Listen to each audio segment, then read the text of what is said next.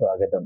ഈ വീഡിയോയിൽ ഇന്ന് രാവിലെ തന്നെ ഞാൻ നിങ്ങളുമായി പങ്കിട്ട രാഹുൽ എത്രയും പെട്ടെന്ന് രാജിവെക്കണം എന്ന രണ്ടാമത്തെ വീഡിയോയോടുള്ള പ്രതികരണം, അതിലൊരു പ്രതികരണം മാത്രം ഞാനിപ്പോൾ വായിച്ച് നിങ്ങളെ കേൾപ്പിച്ചിട്ട് അത് സംബന്ധമായ ചില ചിന്തകൾ അറിയാൻ താല്പര്യമുള്ളവരുടെ സൗകര്യാർത്ഥം ഞാൻ സമർപ്പിക്കുകയാണ്. ചാക്കോ ജോൺ എന്ന സുഹൃത്ത് പറയുന്നത്, എന്തിനാ അച്ഛാ രാജിവെക്കുന്നത്? കോടതി വിധി മൂലം ജയിലിൽ പോയവർ ജയിലിൽ കിടന്ന് ഇലക്ഷൻ ജയിച്ച് മന്ത്രിയായിട്ടുണ്ട്. അവരാരും തന്നെ രാജിവെച്ച ചരിത്രമില്ല. ഇദ്ദേഹം, അതായത് ചാക്കോ ജോൺ പറയുന്നത് ആക്ഷരികമായി ശരിയാണ്, അങ്ങനെ സംഭവിച്ചിട്ടുണ്ട്. ഒന്നല്ല, പല ഉദാഹരണങ്ങൾ പറയാൻ സാധിക്കും. പക്ഷേ നാം ഓരോരുത്തരും ഒരു നിലപാടെടുക്കുമ്പോൾ ആ നിലപാടിനെ രൂപീകരിക്കാൻ നമ്മെ സഹായിക്കുന്നത് നമ്മുടെ ആത്യന്തികമായ ലക്ഷ്യം എന്താണ് എന്നുള്ളതാണ്. രാഷ്ട്രീയത്തിൽ വരുമ്പോൾ രണ്ട് തികച്ചും വ്യത്യസ്തമായ ലക്ഷ്യങ്ങൾ നമുക്ക് വിഭാവന ചെയ്യാം. ഒന്ന്, ഇപ്പോഴെല്ലാവരും ചെയ്യുന്നത് പോലെ രാഷ്ട്രീയം എന്ന് പറഞ്ഞാൽ നിലനിൽപ്പ് മാത്രമാണ് പ്രശ്നം, അത് മാത്രമാണ് ലക്ഷ്യം, മറ്റൊന്നും പരിഗണിക്കേണ്ട കാര്യമില്ല എന്ന ഒരു വിശ്വാസമാണ്, നിലപാടാണ് രാഷ്ട്രീയത്തെ ഇന്ന് അടക്കി ഭരിക്കുന്നത് എന്ന് എനിക്കും നന്നായി അറിവുള്ളതാണ്. പക്ഷേ അതുപോലെ തന്നെ വ്യക്തമായി എനിക്ക് മനസ്സിലായിട്ടുള്ളത്, ഈ ഒരു കാഴ്ചപ്പാട് ഒരു സമൂഹത്തിൻ്റെ അധപ്പതനത്തെ സൂചിപ്പിക്കുകയും അതിനെ കൂടുതൽ അധപ്പതിപ്പിക്കാൻ മാത്രം സഹായിക്കുകയും ചെയ്യുന്നതാണ്. ഞാൻ രാഷ്ട്രീയത്തെ മനസ്സിലാക്കുന്നത്, അത് കേരളീയ രാഷ്ട്രീയമാണെങ്കിലും ഭാരതത്തിൻ്റെ പൊതുവായ രാഷ്ട്രീയമാണെങ്കിലും ലോക രാഷ്ട്രീയ ദർശനമാണെങ്കിലും, ഞാൻ രാഷ്ട്രീയത്തെ മനസ്സിലാക്കുന്നത് അതിൽ മനുഷ്യരാശിയുടെ നന്മ ലാക്കാക്കിയുള്ള നിലപാടുകളും പ്രവർത്തനങ്ങളും ഉണ്ടാകണം. ഞാനങ്ങനെ വിശ്വസിക്കുന്നതിൻ്റെ കാര്യം എൻ്റെ ഇൻ്റലക്ച്വൽ ബാക്ക്ഗ്രൗണ്ടാണ്. നിങ്ങൾക്കറിയാവുന്നതുപോലെ പൊളിറ്റിക്സ് എന്ന വാക്ക് ഉദിക്കുന്നത് ഗ്രീക്ക് ഭാഷയിൽ നിന്നാണ്. ആ ഗ്രീക്ക് പശ്ചാത്തലത്തിൽ പൊളിറ്റിക്സ് എന്ന ആശയത്തിന് വ്യക്തമായ ഒരു ഉള്ളടക്കമുണ്ട്, ഒരു ഉൾക്കാഴ്ചയുണ്ട്. അതെന്താണ്? പൊളിറ്റിക്സ് എന്ന് പറഞ്ഞാൽ, അല്ലെങ്കിൽ രാഷ്ട്രീയം എന്ന് പറഞ്ഞാൽ, ഒരു കൂട്ടം ആളുകൾ അവർ പരസ്പരം സഹകരിച്ച് ഒരുമിച്ച് ജീവിക്കുമ്പോൾ അപ്രകാരമുള്ള ജീവിതത്തെ നയിക്കേണ്ട ക്രമീകരണങ്ങളും തത്വങ്ങളും ആദർശങ്ങളും എന്തായിരിക്കണം, എന്തുദ്ദേശത്തോടു കൂടെയാണ് രാഷ്ട്രീയ മേഖലയിൽ ആളുകൾ പ്രവർത്തിക്കേണ്ടത് എന്നതിനെ പറ്റിയുള്ള വ്യക്തമായ കാഴ്ചപ്പാടാണ്.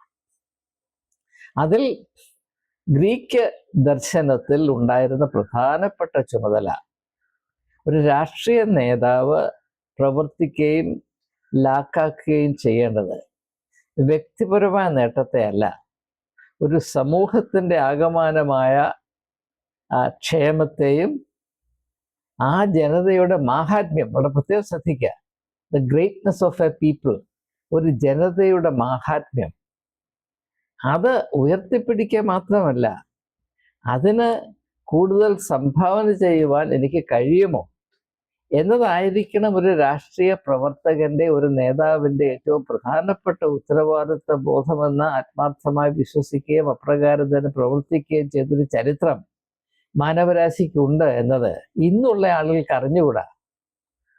അതുകൊണ്ട് വല്ലവിധേനയും അധികാര കേന്ദ്രങ്ങളിൽ കടിച്ച് പിടിച്ച് ഈ തോട്ടപ്പുഴുവിനെ പോലെ തൂങ്ങി കിടക്കുന്നതാണ് നല്ലത്. കസേരയിൽ ഇരിക്കുന്നവനാണ് മാന്യൻ. അതുകൊണ്ട് എന്ത് കള്ളത്തരം കാണിക്കുന്നവനാണെങ്കിലും ഏത് അധമനാണെങ്കിലും കസേരയിൽ കയറി ഇരിക്കാൻ വിജയിച്ചോ, അത് മതി എന്ന് വിശ്വസിക്കുന്ന, നമ്മെ തന്നെ അപമാനിക്കാൻ പര്യാപ്തമായൊരു സങ്കല്പം ഇന്ന് നമ്മുടെ ഇടയിൽ ഇടം പിടിച്ചിട്ടുണ്ട് എന്നത് വളരെ ദുഃഖകരമായ ഒരു അവസ്ഥയായിട്ട് മാത്രമേ എനിക്ക് മനസ്സിലാക്കാൻ സാധിക്കൂ. ഇനിയും ഞാൻ എന്തുകൊണ്ട് രാഹുൽ മാങ്കൂട്ടം ഇപ്പോൾ എത്രയും പെട്ടെന്ന് രാജിവെക്കണം എന്ന് പറയുന്നു എന്ന് പറഞ്ഞാൽ, അത് രാഹുൽ മാങ്കൂട്ടത്തിൻ്റെ തന്നെ നന്മയ്ക്കായിട്ടാണ് എന്ന് ഒരു പക്ഷേ ഞാൻ വേണ്ടതുപോലെ ആ വീഡിയോ വെളിപ്പെടുത്തിയിട്ടില്ലായിരിക്കാം. അതുകൊണ്ടായിരിക്കാം ആളുകൾ ഇങ്ങനെ പ്രതികരിക്കുന്നത്. അതുകൊണ്ട് കുറ്റം എൻ്റേത് തന്നെയാണ് എന്ന് സമ്മതിച്ചുകൊണ്ട് അതിൽ വന്നുപോയ ന്യൂനതകൾ പരിഹരിക്കത്തക്കവണ്ണം ഞാൻ ചില വിശദീകരണങ്ങൾ കൂടെ നിങ്ങളുമായി പങ്കിടട്ടെ. നിങ്ങൾ അല്പം ക്ഷമയോടെ ഇതിൽ സഹകരിക്കണം. എന്നാൽ മാത്രമേ അടിസ്ഥാന പ്രമാണങ്ങൾ വിശദീകരിക്കുവാനോ വ്യക്തമാക്കുവാനോ സാധ്യമാകുകയുള്ളൂ. ഇപ്പോൾ രാഹുൽ മാങ്കൂട്ടം ഇപ്പോഴായിരിക്കുന്ന അവസ്ഥ വളരെ വളരെ വേദനാജനകമാണ്. വാസ്തവത്തിൽ സംഗതികൾ ഇങ്ങനെയാണ് മുൻപോട്ട് പോകുന്നത് എങ്കിൽ ഇപ്പോൾ അദ്ദേഹം ആർജിച്ചിരിക്കുന്ന വലിയ ജനപ്രീതി കാലക്രമേണ കുറഞ്ഞു വരികയും ഒരു വലിയ ദയനീയമായ അവസ്ഥയിൽ ചെന്നെത്തിച്ചേരാനുള്ള സാധ്യതയുണ്ട്. ആ സാധ്യത ഞാൻ മുന്നമേ കാണുന്നു. അത് ആ യുവാവിന് വരാതിരിക്കട്ടെ എന്ന് ഞാൻ ആത്മാർത്ഥമായി ആഗ്രഹിക്കുന്നു. എന്നാൽ ആ ഒരു സാധ്യതയ്ക്ക് എങ്ങനെയാണ് തടയിടാൻ സാധിക്കുന്നത്, അല്ലെങ്കിൽ ഈ ദുരന്തത്തെ എങ്ങനെയാണ് ഒഴിവാക്കാൻ സാധിക്കുന്നത് എന്നതാണ് എൻ്റെ ഏറ്റവും അടിസ്ഥാനപരമായ അന്വേഷണം. അങ്ങനെ ഞാൻ ചിന്തിച്ചപ്പോഴാണ് ഇപ്പോൾ രാഹുൽ മാങ്കൂട്ടത്തെ ഇത്രമാത്രം സംഘടിതമായി ആക്രമിക്കുന്നത്, അദ്ദേഹത്തിൻ്റെ വില ഇടിക്കുവാൻ വളരെ തത്രപ്പെടുന്നത് എന്ന് ചോദിച്ചാൽ, അദ്ദേഹം ഒരു സ്ഥാനത്തിരിക്കുന്നു. അദ്ദേഹം ആ സ്ഥാനത്തിരിക്കുന്നത് കൊണ്ട് ചില ആളുകൾക്ക്, അല്ലെങ്കിൽ ചില പാർട്ടികൾക്ക്, അല്ലെങ്കിൽ ഒരു പാർട്ടിക്ക് കാര്യമായ വിമിഷ്ടമുണ്ടാകുന്നുണ്ട്. മാത്രവുമല്ല ഭാവിയിൽ ഈ വിമിഷ്ടം കൂടാൻ സാധ്യതയുണ്ട് എന്നവർ ഭയപ്പെടുന്നു എന്നതുകൊണ്ടാണ് എന്ന് തിരിച്ചറിഞ്ഞിട്ട് അതിന് ഒന്ന് വിരാമം വരത്തക്കവണ്ണം ഒരു നിലപാടെടുത്ത് അതിൽ കൂടെ, ഇത് പ്രത്യേകം ശ്രദ്ധിക്കുക, അതിൽ കൂടെ രാഹുൽ മാങ്കൂട്ടത്തിന് നേടിയെടുക്കാൻ സാധിക്കുന്നത് എന്താണെന്നറിയാമോ? താൻ യഥാർത്ഥത്തിൽ സംഘടിതമായി തന്നെ ഇരയാക്കാൻ ശ്രമിക്കുന്ന ഒരു വലിയ ശക്തിയുടെയും ഗൂഢാലോചനയുടെയും അർഹിക്കാത്ത ഇരയാണ് എന്ന ബോധ്യം ജനങ്ങളിൽ കൂടുതൽ ശക്തീകരിക്കാൻ ഇതല്ലാതെ മറ്റൊരു മാർഗമില്ല എന്ന് വളരെ വ്യക്തമായി ചിന്തിച്ചിട്ടാണ്. ഇത് മനസ്സിലാക്കണമെങ്കിൽ എൻ്റെ ഒരു അനുഭവം നിങ്ങളോട് പറഞ്ഞാൽ ഒരു പക്ഷേ കൂടുതൽ സഹായിക്കുമെന്നതുകൊണ്ട് മാത്രം ഞാൻ എൻ്റെ ഒരു അനുഭവം നിങ്ങളോട് പറയാൻ പോകുകയാണ്. അതുകൊണ്ടാണല്ലോ ഞാൻ എങ്ങനെ എന്നാൽ മാത്രമേ ഞാൻ എങ്ങനെ ചിന്തിക്കൂ എന്ന് നിങ്ങൾക്ക് മനസ്സിലാകത്തുള്ളൂ. അതുകൊണ്ട് മാത്രമാണ് ഞാൻ സെൻറ്റ് സ്റ്റീഫൻസ് കോളേജിൻ്റെ പ്രിൻസിപ്പലായി 2007 സ്ഥാനമെടുത്ത ശേഷം അവിടെ നിയമം അനുശാസിക്കുന്നത് പോലെ ക്രിസ്തീയ യുവതി യുവാക്കന്മാർക്ക്, ആപ്ലിക്കൻസിന് 50% റിസർവേഷൻ പ്രാബല്യത്തിൽ കൊണ്ടുവന്നു. അത് തികച്ചും ഭരണഘടനാപരമാണ്, ഈ രാജ്യത്തിൻ്റെ നിയമം അനുസരിച്ച് മാത്രമാണ്. പക്ഷേ ആ കോളേജിൻ്റെ പ്രശസ്തി മൂലം അതിൻ്റെ എല്ലാ സാധ്യതകളും അവകാശങ്ങളും കൈപ്പറ്റിയിരുന്നൊരു വരേണ്യവർഗത്തിന് അതൊരു വലിയ ധിക്കാരമായിട്ട്, എൻ്റെ ധിക്കാരമായിട്ട് മാത്രമേ മനസ്സിലായുള്ളൂ. അപ്പോൾ എൻ്റെ അഡ്മിഷൻ പോളിസി വെളിപ്പെട്ട ശേഷം പിറ്റേ ദിവസം ഒരു വലിയ മീറ്റിംഗ് കൂടി എന്നെ എത്രയും പെട്ടെന്ന് സ്ഥാനഭ്രഷ്ടനാക്കാൻ ഉള്ള തീരുമാനമെടുത്തു. അതിന് മുൻകൈ എടുത്തത് അന്നത്തെ സെൻട്രൽ ഗവൺമെൻറ്റിൻ്റെ മിനിസ്റ്ററായിരുന്ന അരുൺ ഷൗരിയും ആ യജ്ഞത്തിന് ഉദാരമായി പണം സംഭാവന ചെയ്തത് സെൻറ്റ് സ്റ്റീഫൻസ് കോളേജിൻ്റെ തന്നെ പൂർവ്വ വിദ്യാർത്ഥിയായ ബജാജ് ഇൻഡസ്ട്രിയൽ എംപയറിൻ്റെ തലവനായിരുന്ന രാഹുൽ ബജാജുമാണ്. പിന്നെ ഒത്തിരി അനേകം പേർ സെൻട്രൽ ഗവൺമെൻറ്റിൻ്റെ, ഡൽഹി സ്റ്റേറ്റ് ഗവൺമെൻറ്റിൻ്റെ, കോളേജിൻ്റെ അലുമിനായ് അസോസിയേഷൻ്റെ, മാധ്യമ വീരന്മാർ, ബ്യൂറോക്രാറ്റ്സ് എന്നു വേണ്ട എനിക്കെതിരെ തിരിയാത്ത വൻ ശക്തികളില്ല. അങ്ങനെ എനിക്കെതിരെ യുദ്ധം പ്രഖ്യാപിക്കപ്പെട്ടു. യുദ്ധം കലശലായി നടന്നുകൊണ്ടിരിക്കെ എൻ്റെ കോളേജിൽ ഹിസ്റ്ററി ഡിപ്പാർട്ട്മെൻറ്റിൽ ജോലി ചെയ്തിരുന്ന ഒരു സ്ത്രീക്കെതിരെ, ഒരു ലേഡി ടീച്ചറിനെതിരെ ഞാൻ ഒരു ഡിസിപ്ലിനറി ആക്ഷൻ എടുത്തു. അവർ വളരെ സ്വാധീനമുള്ള അവരുടെ ഭർത്താവ് ഒരു സീനിയർ IAS ഓഫീസറായിരുന്നു.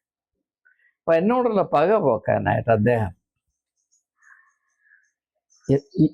യൂണിവേഴ്സിറ്റി ഗ്രാൻഡ്സ് കമ്മീഷനും, നിങ്ങൾക്കറിയാവുന്നതുപോലെ ഇന്ത്യയിലെ ഹയർ എഡ്യൂക്കേഷൻ്റെ എല്ലാ അധികാരവും UGC യൂണിവേഴ്സിറ്റി ഗ്രാൻഡ്സ് കമ്മീഷനിൽ നിക്ഷിപ്തമാണ്. UGC ആണ് ഹയർ എഡ്യൂക്കേഷനെ പറ്റിയുള്ള അവസാനത്തെ വാക്ക്. ഇദ്ദേഹം മനഃപൂർവ്വം സെൻട്രൽ ഗവൺമെന്റിൽ നിന്ന് UGCയിലേക്ക് ട്രാൻസ്ഫർ വാങ്ങിച്ചു, അതിൻ്റെ സെക്രട്ടറി ആയിട്ട്. നിങ്ങൾക്കറിയാം UGCയുടെ സെക്രട്ടറിയാണ് ഏറ്റവും പവർഫുൾ പോസ്റ്റ്. അദ്ദേഹം ചെയ്തത് എന്തിനാന്ന് ചോദിച്ചാൽ എന്നോട് പക വീട്ടാണ്.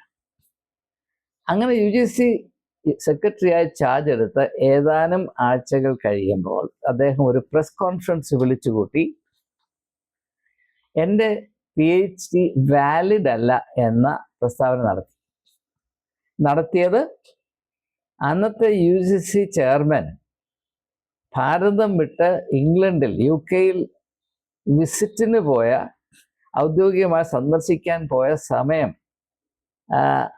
ലാക്കാക്കിയിട്ടാണ്. കാരണം ചെയർമാൻ അവിടെ ഉള്ളപ്പോൾ ഈ പണി കാണിക്കാനുള്ളത്.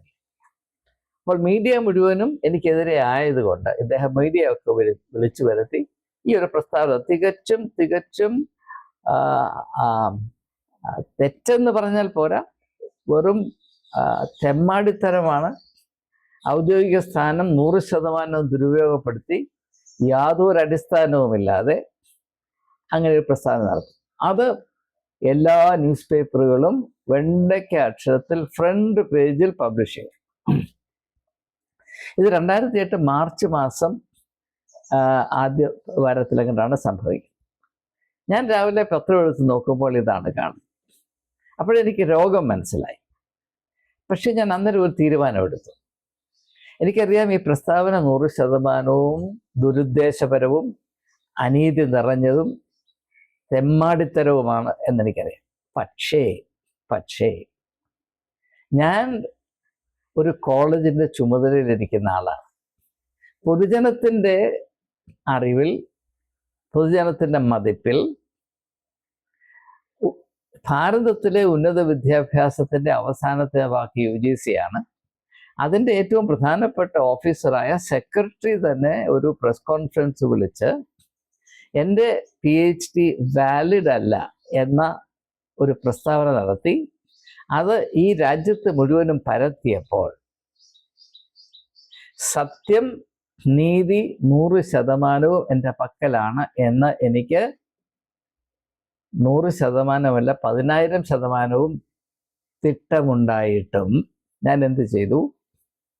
ഞാൻ ഒരു കടലാസ് എടുത്ത് എൻ്റെ രാജി എഴുതി, റെസിഗ്നേഷൻ എഴുതി, നേരെ കോളേജിൻ്റെ chairman of the governing body, Delhi ബിഷപ്പാണ്, ഞാൻ അദ്ദേഹത്തിൻ്റെ വസതിയിൽ പോയി എൻ്റെ റെസിഗ്നേഷൻ, എൻ്റെ രാജി സമർപ്പിച്ചു. അദ്ദേഹം പറഞ്ഞു, അയ്യോ എന്തിനാ പെട്ടെന്ന് ചെയ്യുന്നത്? ഞാൻ പറഞ്ഞു, അതെൻ്റെ ധാർമ്മിക ബോധമാണ്, അതെൻ്റെ ആത്മാഭിമാനമാണ്, സെൽഫ് റെസ്പെക്റ്റാണ്. എല്ലാറ്റിനുമുപരി അത് ഞാൻ എൻ്റെ കോളേജിനെ എൻ്റെ ജീവനേക്കാൾ കരുതുന്നു എന്നതിൻ്റെ പ്രമാണം കൂടെയാണ് എന്ന് പറഞ്ഞു. എന്നിട്ട് ഞാൻ ഇങ്ങനെ തിരിച്ചു പോയി. അങ്ങനെ ഞാൻ കോളേജ് വിട്ടു. ഞാൻ കേരളത്തിൽ മടങ്ങി വന്നു. ഞാൻ കേരളത്തിലെത്തി. പിന്നെ ഒരിക്കലും ഡൽഹിയിലോട്ട് തിരിച്ചു പോകത്തില്ല എന്ന ഒരു ധാരണയിലാണ് ഞാൻ വന്നത്. പക്ഷേ അങ്ങനെ എനിക്ക് ഡിഗ്രി തന്നത് യൂണിവേഴ്സിറ്റി ആണല്ലോ. ആ യൂണിവേഴ്സിറ്റിക്ക് അപമാനമായിട്ടോ, ആ യൂണിവേഴ്സിറ്റി UGC ഒരു പരാതി സമർപ്പിച്ചു. ആ പരാതി അടിസ്ഥാനത്തിൽ UGCക്ക് ഒരു എൻക്വയറി കമ്മീഷനെ അപ്പോയിന്റ് ചെയ്യേണ്ടി വന്നു. ഭാഗ്യവശാൽ ആ 3 അംഗ എൻക്വയറി കമ്മീഷനിൽ ഉണ്ടായിരുന്ന ആളെ സത്യസന്ധരായി, വിവരമുള്ളവരായിരുന്നു. അവർ ഒരു മാസത്തെ അന്വേഷണം കഴിഞ്ഞ് റിപ്പോർട്ട് സമർപ്പിച്ചു. അതിൽ സെക്രട്ടറിയുടെ നിലപാട് തികച്ചും അപഹാസ്യപരമാണെന്നും അടിസ്ഥാനരഹിതമാണെന്നും ഇത് മനഃപൂർവ്വം പകപോക്കലിന്റെ ഒരു പരിപാടിയായിരുന്നെന്നും കൃത്യമായി സ്ഥാപിച്ചു. അതുപോലെ സെക്രട്ടറിയുടെ ജോലി പോയി. മാത്രവുമല്ല, അത് റിപ്പോർട്ട് ചെയ്യാതിരിക്കാൻ ഒരു പത്രങ്ങൾക്ക് സാധ്യമല്ല. അപ്പം ഞാൻ കേരളത്തിൽ വന്നു, ഇനി ഒരിക്കലും തിരിച്ചു വരികയില്ല എന്നതുകൊണ്ടായിരിക്കാം എല്ലാ പേപ്പറുകളും എൻ്റെ പടം വെച്ച് വലിയ വെണ്ടയ്ക്ക അക്ഷരത്തിൽ പബ്ലിഷ് ചെയ്തു. അതിനുശേഷം 2-3 മാസങ്ങൾക്ക് ശേഷം ഞാൻ ഡൽഹിയിൽ തിരിച്ചുപോയി. തിരിച്ചു പോയപ്പോൾ ഈ പ്രിൻസിപ്പലിന്റെ പോസ്റ്റ് വീണ്ടും അഡ്വർടൈസ് ചെയ്തപ്പോൾ ഞാൻ എൻ്റെ അഭിമാനത്തെ സംരക്ഷിക്കുന്നതിന്, ഞാൻ അപമാനം സഹിച്ച് അവിടെ നിന്ന് ഇറങ്ങിപ്പോയവനാണ്. അതിന് ഒരു പരിഹാരം കണ്ടെത്തേണ്ട ആവശ്യമുള്ളത് കൊണ്ട് ഞാൻ അപ്ലൈ ചെയ്തു. ഇൻ്റർവ്യൂ നടന്നു. ഞാൻ വീണ്ടും കോളേജിൻ്റെ പ്രിൻസിപ്പലായി അപ്പോയിന്റ് ചെയ്യപ്പെട്ടു. അതുകൊണ്ട് എനിക്കുണ്ടായ നേട്ടം വളരെ വളരെ വലുതാണ്, ആകാശത്തോളം വലുതാണ്. അതുകൊണ്ട് ഒരു കാര്യം എനിക്കറിയാം, എല്ലാ വ്യക്തികളുടെയും ജീവിതത്തിൽ ചില അവസരങ്ങൾ വരും. അപ്പോൾ എല്ലാറ്റിനും വലുതായി ഈ ലോകത്തിലെ സകല കസേരകൾക്കും സ്ഥാനമാനങ്ങൾക്കും അതീതമായി ഞാൻ ചില മൂല്യങ്ങളെയും ആദർശങ്ങളെയും വിലമതിക്കുന്നുണ്ട്. എൻ്റെ വ്യക്തിത്വമാണ് ഒരു കസേരയേക്കാൾ വലുത് എന്ന് അസന്നിഗ്ധമായി പ്രഖ്യാപിക്കാനുള്ള ഒരു ആവശ്യം അവിടെ വരും. ആ സമയത്ത് അത് ആത്മഹത്യക്ക് തുല്യമാണെന്ന് മറ്റുള്ളവർക്ക് തോന്നാമെങ്കിൽ പോലും അങ്ങനെയുള്ള ചില കടുങ്കൈ പ്രവർത്തിക്കുന്നത് ഏറ്റവും വലിയ ബുദ്ധിയാണ് എന്ന് ജീവിതം എന്നെ പഠിപ്പിച്ചിട്ടുണ്ട്. ഞാനത് പല അവസരങ്ങളിലും പ്രയോഗിക്കുകയും അനുഭവിക്കുകയും ചെയ്തിട്ടുണ്ട്. ഞാൻ 2016 സെൻറ്റ് സ്റ്റീഫൻസ് കോളേജിൽ നിന്ന് അവസാനമായി 65-ാമത്തെ വയസ്സിൽ വിരമിക്കുമ്പോൾ, when I retired at the age of 65 from St. Stephen's College, times of India ഒരു ലേഖനം എഴുതി. അതിൻ്റെ തലക്കെട്ട് എന്താണെന്ന് അറിയാം? അതിൻ്റെ ആശയം, ഈ മനുഷ്യൻ്റെ ജീവിതം എന്താണ് പറയുന്നത്, as a chronicle of resignations എന്ന പദമാണ് അവർ ഉപയോഗിച്ചത്. A chronicle of resignations, a chronicle of resignation. അതായത് ജോലി ഉപേക്ഷിക്കുന്നതിൻ്റെ ഒരു ചരിത്രമായിരുന്നു അദ്ദേഹത്തിൻ്റെ ജീവിതം എന്ന് എന്നോട് ഏറ്റവും കൂടുതൽ ശത്രുത പാലിച്ച ഒരു പത്രം ഒരു മുഖ്യ ലേഖനം പബ്ലിഷ് ചെയ്തു എന്ന് ഞാൻ ഇത്തവണ പറയട്ടെ. ഞാൻ എൻ്റെ ജീവിതത്തിൽ അനേക പദവികൾ രാജിവെച്ചിട്ടുണ്ട്. അനേക പദവികൾ, ആരും കുതിക്കുന്ന പദവികൾ. നാഷണൽ കമ്മീഷൻ്റെ മെമ്പർഷിപ്പ് ഞാൻ രാജിവെച്ചു. ഡൽഹി മൈനോറിറ്റീസ് കമ്മീഷൻ്റെ മെമ്പർഷിപ്പ് ഞാൻ രാജിവെച്ചു.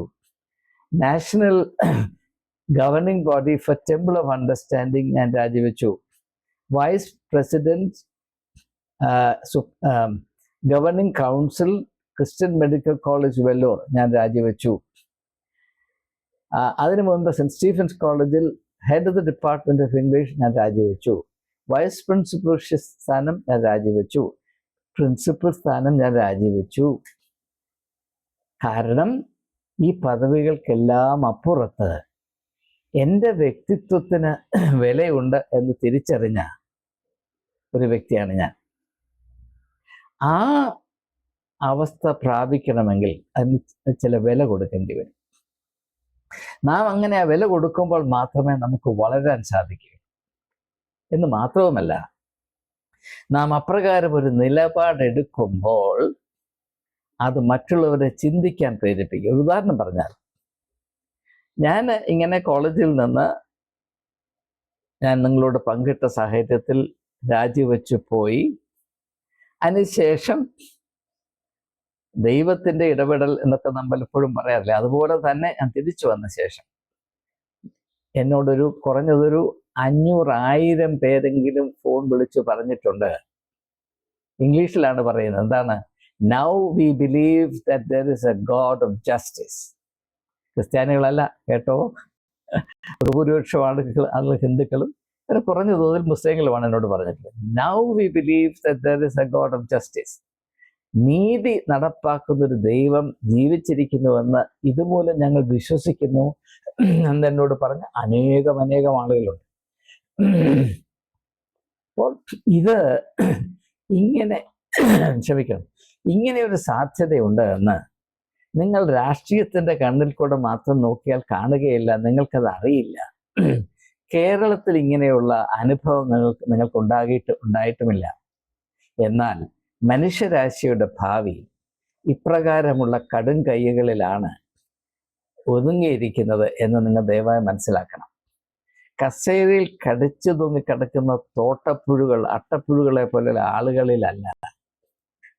എല്ലാ സ്ഥാനമാനങ്ങളെക്കാൾ മനുഷ്യ വ്യക്തിത്വത്തിന്, മനുഷ്യ അന്തസ്സിന് വില കൽപ്പിക്കുന്ന വ്യക്തികളിലാണ് നിങ്ങൾ വിശ്വാസം അർപ്പിക്കുന്നത്. അപ്രകാരം ഒരു വ്യക്തിത്വമായി വളർന്നു വരുവാൻ രാഹുൽ മാങ്കൂട്ടന് ധൈര്യമുണ്ടോ എന്നതാണ് എൻ്റെ ചോദ്യം. അതാണ് എൻ്റെ ചോദ്യം. അതില്ല എങ്കിൽ അദ്ദേഹം കേരള രാഷ്ട്രീയത്തിൽ നിലനിൽക്കുന്നോ ഇല്ലയോ എന്നത് എനിക്ക് പ്രശ്നമല്ല. കാരണം 1000 രാഷ്ട്രീയക്കാര് കസേര കൊതിയന്മാർ വന്നും പോയും ഇരിക്കും. 10,000 അട്ടപ്പുഴുക്കൾ ഉടലെടുത്തും പട്ടുപോയും ഇരിക്കും. അതുകൊണ്ടൊന്നും ആർക്കും ഒരു പ്രയോജനമില്ല, ഒരു പ്രയോജനമില്ല. ഇരട്ടച്ചങ്കെന്നോ മാറിന് 56 ഇഞ്ചെന്നോ അല്ലെങ്കിൽ 63 മീറ്റർ വീതി ഉണ്ടെന്നോ ഒന്നും പറഞ്ഞിട്ട് കാര്യമില്ല. മനുഷ്യത്വത്തിൻ്റെ അന്തസ്സ് മനസ്സിലാക്കി അതിനനുസരിച്ച് ഒരു ജനതയുടെ ക്ഷേമത്തിന് വേണ്ടി അധ്വാനിക്കുവാനും അത് സംബന്ധമായ നിലപാടുകൾ സധൈര്യം എടുക്കുവാനും കഴിവുള്ള ചങ്കൂറ്റമുള്ള ആളുകളെയാണ് നമുക്ക് വേണ്ടത്. അങ്ങനെയുള്ളവരിൽ നിന്ന് മാത്രമേ നിങ്ങൾ നന്മ പ്രതീക്ഷിക്കാവൂ. അങ്ങനെയുള്ള ആളുകൾ നിങ്ങളുടെ മക്കൾക്ക് മാതൃകയായി കേരളത്തിൽ ഉണ്ടാകട്ടെ എന്ന ഏക പ്രത്യാശയിലാണ് ഞാൻ ഈ ആശയം. അല്ലാതെ പിണറായി വിജയൻ മെടഞ്ഞെടുക്കുന്ന തന്ത്രം വിജയിക്കട്ടെ എന്ന് വിചാരിച്ചല്ല. ഈ തന്ത്രങ്ങൾ അധമമാണ്, അന്ധകാരത്തിൻ്റെ താണ്ഡവങ്ങളാണ്. അത് പ്രയോഗിക്കുന്നവൻ ഇന്നല്ലെങ്കിൽ നാളെ നശിച്ചു പോകും. എൻ്റെ മനസ്സിൽ യാതൊരു സംശയവുമില്ല. അത് പിണറായി ആയാലും കിണറായി ആയാലും, അത് കോൺഗ്രസ് ആണെങ്കിലും കീങ്ഗ്രസ് ആണെങ്കിലും, ഈ വഴിയിൽ നടക്കുന്നവൻ ചത്തുപോകും, നശിച്ചു പോകും, മുടിഞ്ഞു പോകും. മനുഷ്യനെ കബളിപ്പിക്കാനും കയ്യിലിരിക്കുന്ന ആയുധം ദുരുപയോഗം ചെയ്ത് മറ്റുള്ളവരെ നിരമ്പരിശാക്കാനും, അങ്ങനെ എനിക്ക് കസേര സ്വന്തമാക്കാമെന്ന് വിചാരിക്കുന്നവനും ഒരു സമൂഹത്തിൻ്റെ മാത്രമല്ല മാനവരാശിയുടെ അപമാനമാണ്. അങ്ങനെയുള്ളവർ നിങ്ങളുടെയും എൻ്റെയും തലയിൽ കയറി ഇരിക്കുന്നല്ലോ എന്ന സങ്കടം സഹിക്കാൻ കൂടെ വയ്യാത്തത് കൊണ്ടാണ് ഞാൻ ചില കാര്യങ്ങളൊക്കെ പറഞ്ഞുകൊണ്ടിരിക്കുന്നത്. പക്ഷേ കേരളത്തിൽ ഒരു വല്ലാത്ത കാഴ്ചപ്പാട് ഇപ്പോൾ മനുഷ്യരെ അടിമകളാക്കിയിരിക്കുന്നത് കൊണ്ട് ഞാൻ പറയുന്ന പല കാര്യങ്ങളും ആളുകൾക്ക് മനസ്സിലാകുന്നില്ല. അത് ദുഃഖിപ്പിക്കുന്ന കാര്യമാണ്. ഞാൻ വീണ്ടും പറയുന്നു, വീണ്ടും പറയുന്നു, രാഹുൽ മാങ്കൂട്ടം ഇന്ന് രാജിവെക്കണം. ഇന്ന് രാജിവെച്ചാൽ മാത്രം പോരാ, അതിനുശേഷം എപ്രകാരം തന്നെ ഒരു പുതിയ ജീവിത അവസ്ഥയിലേക്ക് രൂപാന്തരപ്പെടുത്തി വളർത്തിയെടുത്ത് കടന്നു വരുവാൻ ശ്രമിക്കുകയും ആ പുതിയ ദർശനത്തിൽ ഈ കൊച്ചു സംസ്ഥാനത്തിൻ്റെ നന്മയുടെ ഉത്തരവാദിത്വം ഏറ്റെടുക്കാൻ പര്യാപ്തമായ ഒരു വ്യക്തിത്വ വികസനം അസന്നിഗ്ധമായ ജനഹൃദയങ്ങളിൽ സ്ഥാപിക്കുവാൻ കൂട്ടാക്കുകയും ചെയ്യുന്നു എന്നതനുസരിച്ച് മാത്രമാണ് അദ്ദേഹത്തിനോട് എനിക്ക് വാത്സല്യമോ അല്ലെങ്കിൽ ഏതെങ്കിലും വിധത്തിലുള്ള ആന്തരികമായ ബന്ധമോ ഉണ്ടാകാൻ സാധ്യതയുള്ളൂ. അല്ലെങ്കിൽ എന്നെ സംബന്ധിച്ചിടത്തോളം രാഹുൽ മാങ്കൂട്ടം വെറുമൊരു രാഷ്ട്രീയക്കാരനാണ്. ഈ വെറുമൊരു രാഷ്ട്രീയക്കാരെ പറ്റി എനിക്ക് പുച്ഛം മാത്രമാണ്. അവരാണ് ഈ സംസ്ഥാനം ഇന്നുവരെ മുടിച്ചത്, ഇപ്പോഴും മുടിച്ചുകൊണ്ടിരിക്കുന്നത്. അത് ഇടതാണെങ്കിലും വലതാണെങ്കിലും ഈ സംസ്ഥാനത്തിൻ്റെ നന്മയെ ആത്മാർത്ഥമായി ആഗ്രഹിച്ച് അപ്രകാരം പ്രവർത്തിക്കുന്ന അല്ലെങ്കിൽ ഭരണ സംസ്കാരത്തെ മനസ്സിലാക്കാൻ ശ്രമിക്കുന്ന ഒരു പാർട്ടിയും ഇന്ന് കേരളത്തില്ല എന്ന് പാവപ്പെട്ട ജനം സത്യമായി മനസ്സിലാക്കണമെന്ന് ഏവരോടും വിനീതമായി അപേക്ഷിച്ചുകൊണ്ട് വാക്കുകൾ ഉപസംഹരിക്കുകയാണ്. വീണ്ടും കാണാം.